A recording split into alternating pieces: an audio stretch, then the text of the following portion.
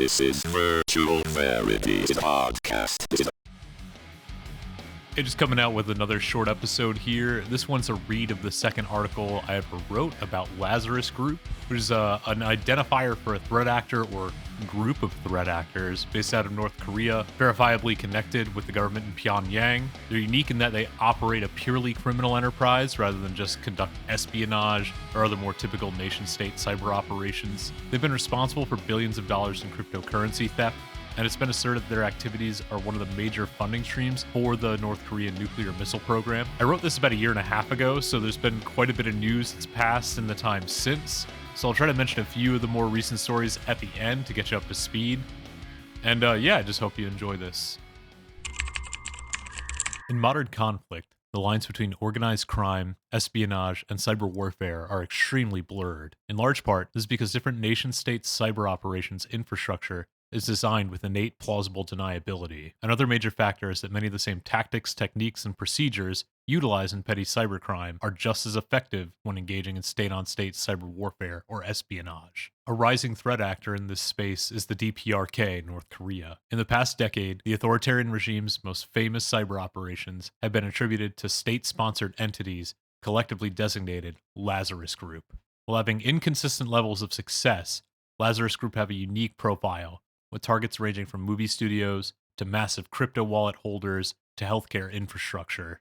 Before I get ahead of myself with this one, I just wanted to give credit to the massive amount of work done by investigative tech journalist Jeff White. With his extensive work, this article just wouldn't have been possible without some of the things he had found. Buy his books, listen to his podcast, read his articles.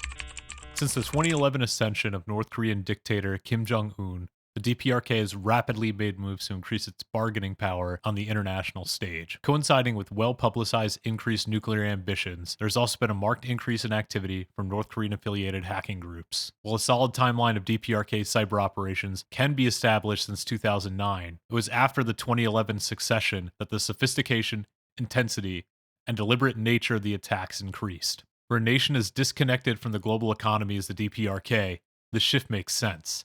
Cyber operations are an extremely cost-effective way to exact influence and control through espionage and deterrence. Being a threat actor with a very specific agenda, the targets and goals of DPRK's state-affiliated hackers tend to highlight a very traceable pattern of culpability and come with highly recognizable toolkits. While several names have been given to North Korea's hacking groups, including Hidden Cobra, Zinc, or Whois Team, the name most commonly associated with them is Lazarus Group.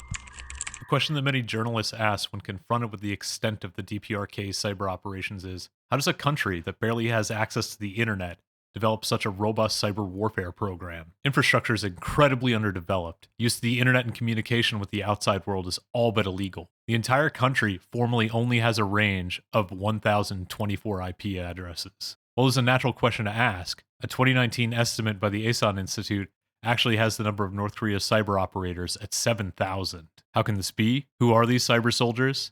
How did they get their training? Well, it may appear counterintuitive at first. The country's lack of connection to the outside world and the harsh control of its government could provide the unique boons that their cyber operators actually require. The only North Koreans who have access to the internet in general are associated with the government, allowing them to shape their soldiers strictly to the military's needs. There's also little need to be clean about the work that they do. The DPRK doesn't have a lot to lose if they're detected, and their agents will never be extradited to see a foreign court. North Korea's reliance on China for much of its IT equipment allows it to hide many of its activities behind Chinese access points and IP addresses, which creates a number of issues when accurately attributing incidents to DPRK-based threat actors.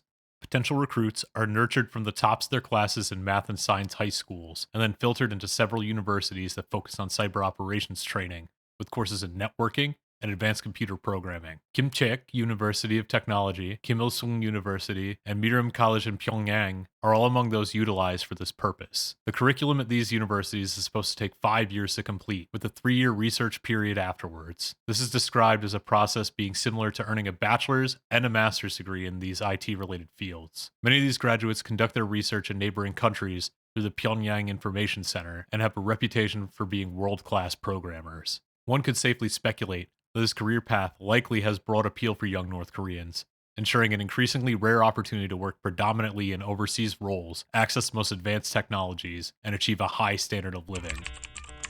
Well, there's nothing inherently incriminating about simply having soldiers that are trained in information technology. North Korea is the only nation who seems to have developed its cyber program with outright theft as one of its major operations. In December of 2021, it was estimated that the DPRK's cyber operators had already pilfered $2.3 billion through illicit activities. In 2020, proceeds from cybercrime made up 8% of North Korea's GDP by some estimations. In February of 2021, the US FBI specifically named 3 individuals as hackers associated with Lazarus Group. Park Jin-hyuk, Kim Il, and Jeon Chang-hyuk are all accused of largely financially based crimes while engaged in activities falling under the purview of Lazarus Group. The FBI report claims that the 3 men are all under the umbrella of the DPRK's Reconnaissance General Bureau. If the findings are true, this would mean that their activities are indeed sanctioned by North Korea's government.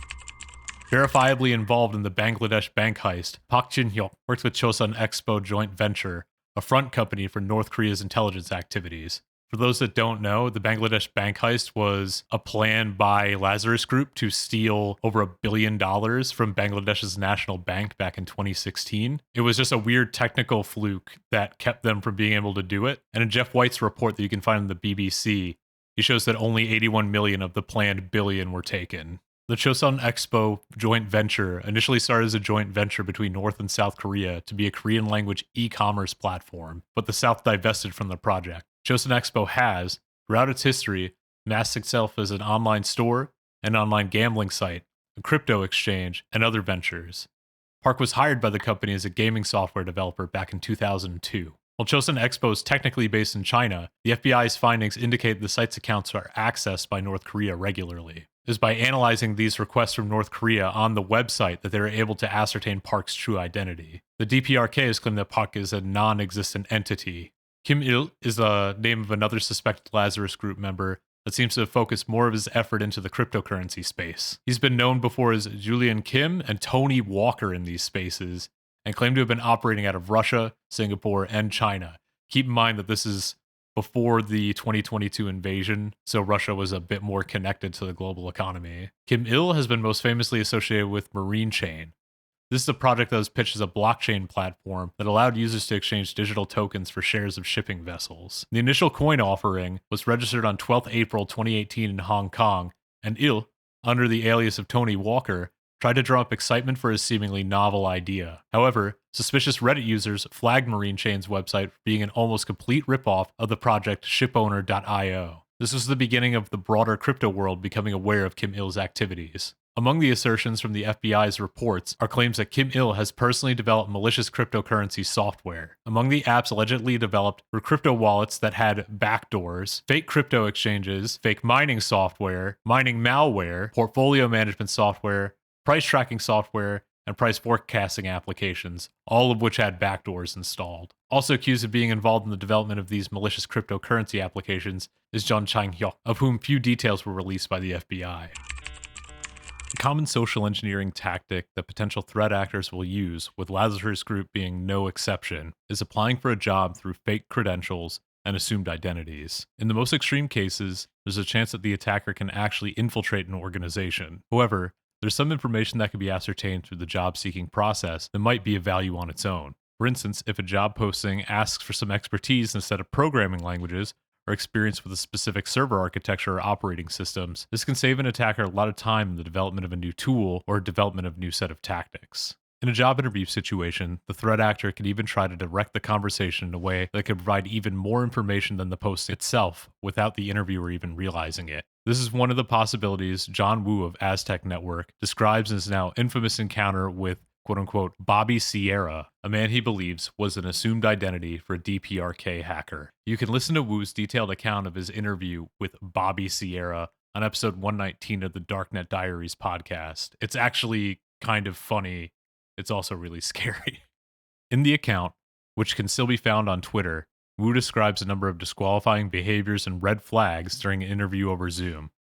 This included Bobby insisting on having his camera off and going completely silent for 5 minutes when asked about his previous occupation. At the end of his thread on Twitter, Woo says that no matter how much North Korean hackers may improve their tactics and basic skills, in quotes here, thankfully, they can't fix how fucking out of touch and incompetent they are. Despite Woo's claim that the hackers of the DPRK are incompetent, their history of incredibly successful campaigns of espionage and theft would beg to differ. Okay, this episode is definitely going to go over the time I planned, but we still have to get to the history, because there is a lot to Lazarus Group.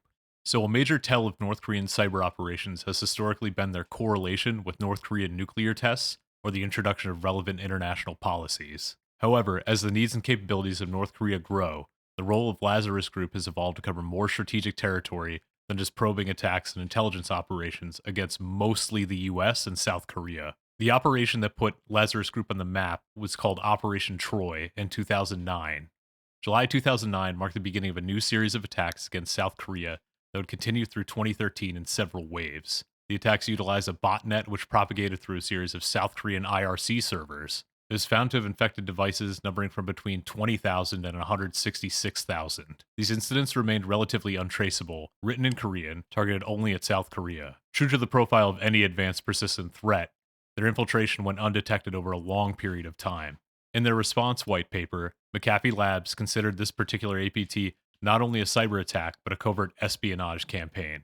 Operation Troy utilized Trojan horse malware that attached itself to systems owned by South Korea's National Intelligence Service, National Assembly, Ministry of Public Administration and Security, and a number of large corporations in both the banking and media sectors. This malware established a massive network of compromised devices that could be used for intelligence gathering and DDoS attacks.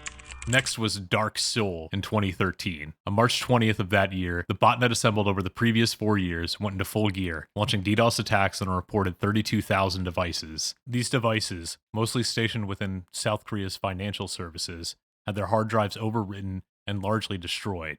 Damage estimates were as high as $750 million US. The next prominent operation was called Operation Blockbuster in 2014. This was the moniker given to the joint investigation into the 2014 Sony hacks. The hacks, which are conducted by North Korean threat actors, were in response to Sony's release of The Interview, the film starring Seth Rogen and James Franco that portrayed American journalists assassinating Kim Jong-un. The film also lampoons the control the Kim dynasty have had on the North Korean people and has been used as a tool in the propaganda war between the two Koreas. The attack was characterized by a type of malware that the researchers of Operation Blockbuster designated Whiskey Alpha, which was found to have traces of previous tools used by Lazarus Group during the Dark Soul incident. During this particular attack, the group assumed the identity of the Guardians of Peace. Hundreds of Sony Pictures Entertainment employees showed up to work to find a screen with a rather dramatic red skeleton, warning the company of a pending leak, unless a November 24th deadline was met in deciding whether or not the film would air. Systems were taken offline, and a massive amount of sensitive data was released to the public, including incriminating email conversations, unreleased films, login credentials, and hardware information vital to network infrastructure for Sony Pictures Entertainment and their film studios. Then in 2016 was the Bangladesh bank heist. In this incident, North Korean hackers attempted to steal over $1 billion from the National Bank of Bangladesh. The particular story is the focus of the aforementioned BBC podcast featuring Jeff White, and it's allegedly the single largest attempt by a state actor to steal funds from another nation to date. It's believed that DPRK-aligned infiltrators were able to get into the bank's network and able to intrude on connections established by the Society for Worldwide Interbank Financial Telecommunications, SWIFT. The orders attempted to transfer the money from Bangladesh's Federal Reserve Bank account in New York City. The attack was executed during a time of day where the employees in New York would not be at work and less likely to react quickly. As well, according to the BBC, a printer with concerned communications coming from New York had been disabled. In February 2017, Polish banks have been sustaining multiple attacks to critical network infrastructure. Poland's SWOZ, Internal Banking Alert System, was quick to publish a list of impacted IP addresses, but the damage was already extensive. A number of the impacted IP ranges were also prominently associated with banks in Mexico, and some in 24 other countries. The government's Financial Supervision Authority, a regulatory body for establishing security standards for the Polish financial sector, found themselves victim to a denial of service attack while Poland's banks were reeling from the disruption. Further investigation found malicious code injected as early as October the previous year, and was traced to a malware known as downloader.ratankba. Ratankba, despite being written in Cyrillic, holds many similarities to tools utilized by Lazarus Group. Then in 2017 was the infamous WannaCry incident. While it was overshadowed in 2017 in the public consciousness, by the more damaging NotPetya. WannaCry was a family of ransomware worms that utilized the Eternal Blue exploit to devastating effect. Eternal Blue is one of the cyber weapons that was leaked from the US National Security Agency designed to attack older Windows systems. WannaCry is a ransomware worm that works by spreading to different computers through vulnerable SMB connections, often network printers. Once it's infected a machine and propagated, it'll encrypt the entirety of the infected machine's file system and demand a ransom, appearing to behave like any other ransomware. In WannaCry's case, it was a modest $300 in Bitcoin that it would ask for the ransom. However, in WannaCry's case, often the decryption keys didn't arrive when the ransom was paid. It's an extremely efficient way to destroy a large amount of property quickly while potently funneling some hard-to-trace money on the side. It effectively did the job of a wiper while scoring extra cash for Lazarus Group. According to Sophos Labs, the first confirmed WannaCry infections were detected in India, Hong Kong, and the Philippines. In a matter of days, it had spread to over 200,000 devices in 150 countries. 4 days after the initial infection was detected, the Bitcoin wallets linked to the ransom had received 253 payments, totaling about $71,000 at the time. But the ransom payouts weren't the worst part of the attack. Ransomware worms such as WannaCry are often the weapon of choice when launching attacks against civilian and government infrastructure. They're highly adaptable and can be packaged with any number of exploits. As an example of infrastructure that was targeted in the attack, in the UK, 48 National Health Service trusts had been taken offline. The estimated total damage caused by the attack was up to $4 billion. While many experts at first said the attack, while damaging, seemed extremely unrefined and amateurish in execution, the UK, Canada, and the US were quick to blame North Korea.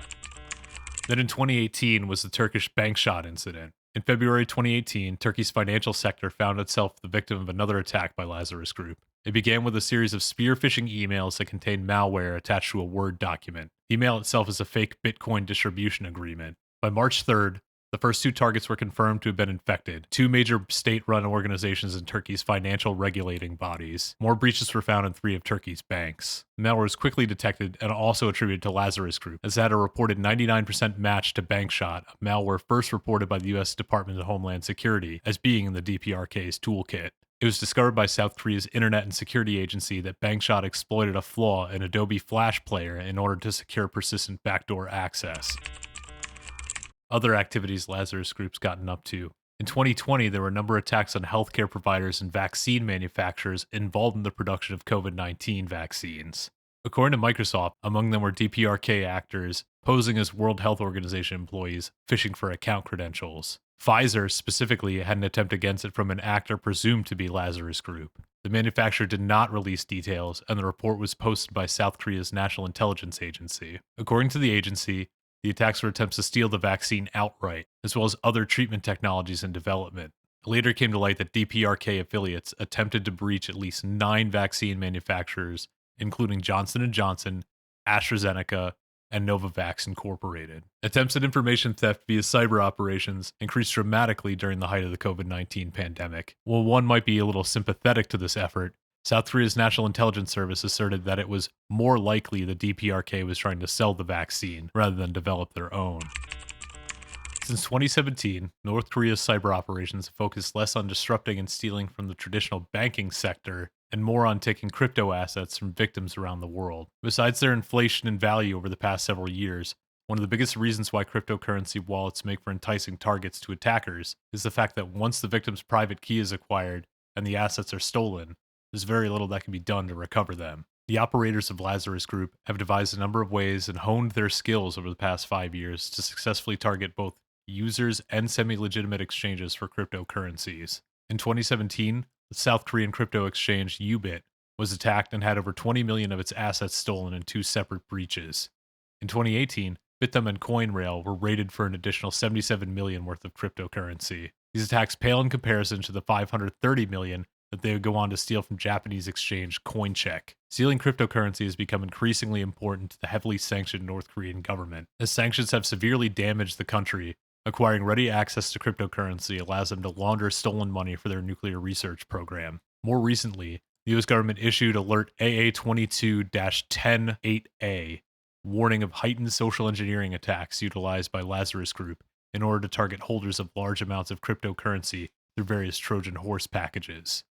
According to the document, the cyber actors then use the applications to gain access to the victim's computer, propagate malware across their network environment, and steal private keys or exploit other security gaps. These activities enable additional follow-on activities that initiate fraudulent blockchain transactions. Cryptocurrency reserves allow North Korea to finance assets in countries that sanctions may otherwise prohibit the DPRK from operating in. A North Korean agent with access to millions of dollars in Bitcoin can, theoretically, make anonymous purchases almost anywhere on the planet. It should also go without saying that the almost non-existent oversight in the crypto space, on top of the country's lack of extradition treaties, mean that the operators of Lazarus Group can essentially steal everything they want with impunity. As long as this remains the case, and DPRK hackers are self-aware enough not to cross the line into what could be construed as true acts of war, I see little reason to believe any of this will change. Yeah, and it looks like I was right, because Lazarus Group didn't stop. Just in the time since, I've got a list of 9 major incidents right in front of me that I'm going to read off, and I'm sure there were more, and they just kind of slipped my notice I was getting this episode together. So let's see. 2 incidents in November 2022. Security researchers discovered that a widespread security application used by South Korean banks and government agencies had been compromised through a novel supply chain attack. The attack compromised the digital security certificates of the 2 firms, corrupting browser software and enabling the spread of the malware. Lazarus Group was thought to be behind the attacks, but it was not confirmed. That same month, an espionage campaign against the chemical sector in South Korea was also discovered, potentially attributed to Lazarus Group. In January 2023, the FBI confirmed Lazarus Group was responsible for the Harmony hack incident. This was confirmation of an attack the year before against Harmony Horizon, which is related to a bridge for Ethereum. Ethereum, for those of you that don't know, is kind of like the second most popular cryptocurrency, if I remember correctly.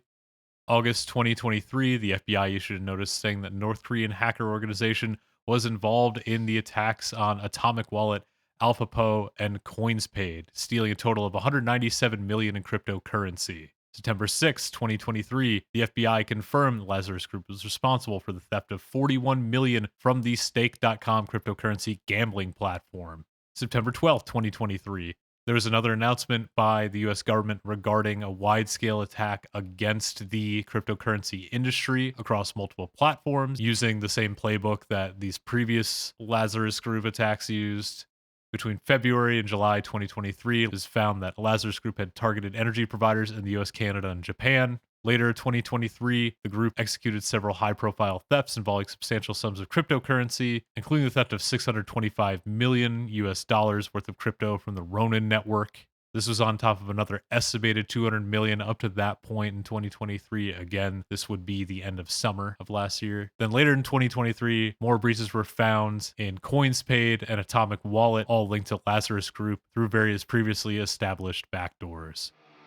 Greetings, citizens of the world. This is Virtual Verity. We are anonymous. It has cameras and sensors. It's a podcast. But it turns out someone else may have been watching too. And just like your phones and social media apps. And although it was a piece of malicious ransomware on the surface, the attack wasn't really about money. We are Legion. We do not forgive.